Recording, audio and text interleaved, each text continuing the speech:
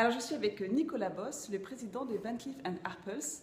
Alors, racontez-nous cette rencontre avec Akuse-san il y a 10 ans, ce grand maître lacqueur japonais. C'était vraiment une rencontre en fait. On avait très envie de travailler sur les métiers d'art en général. Ça, c'est vraiment une des constances de la maison, les métiers de la joaillerie au sens large. Et en travaillant sur différents motifs, différentes inspirations, on a eu l'envie de s'ouvrir à d'autres traditions. On avait déjà à l'époque une très très forte présence et un fort historique au Japon, puis une proximité aussi culturelle, stylistique avec l'art japonais.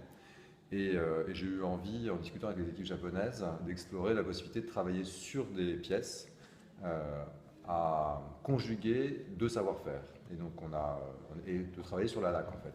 Et donc c'est l'équipe de Van Cleef & Arpels au Japon à l'époque qui a identifié Akose-san, qui était un jeune maître lacqueur, qui avait déjà son atelier assez significatif, qui était vraiment dans la grande tradition de Wajima, de la laque japonaise, et qui était aussi très ouvert à des collaborations, à des expérimentations qui sortaient un petit peu des sentiers battus. Et vous êtes content du résultat, 10 ans après? Ah bah oui, alors le résultat, il a été... Parce que il a assisté au cours, hein. Je l'ai vu au cours de lac. Oui, ça m'a un petit peu rappelé.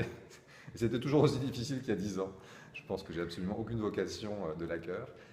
Non, le résultat a été absolument merveilleux pour la maison. Van Cleef & Arpels, on a fait une collection entière de créations ensemble. Et notamment des broches papillons qui sont une des grandes signatures de Van Cleef & Arpels, où tout le travail de joaillerie était fait dans les ateliers parisiens de la place Vendôme, et le travail de laque était fait au Japon, à Wajima, dans l'atelier d'Akose, et après on rassemblait les pièces, et c'est des pièces qui avaient notamment été exposées au musée des arts décoratifs, au Cooper Hewitt, et qui sont absolument extraordinaires. Il y a un envol de papillons franco-japonais. Donc ça a été une très belle aventure qui continue. Merci encore de cette petite interview, cette selfie interview. Et juste pour finir, comment convaincre les jeunes et les moins jeunes de venir s'inscrire à l'école Van Cleef & Arpels pour découvrir ces savoir-faire français?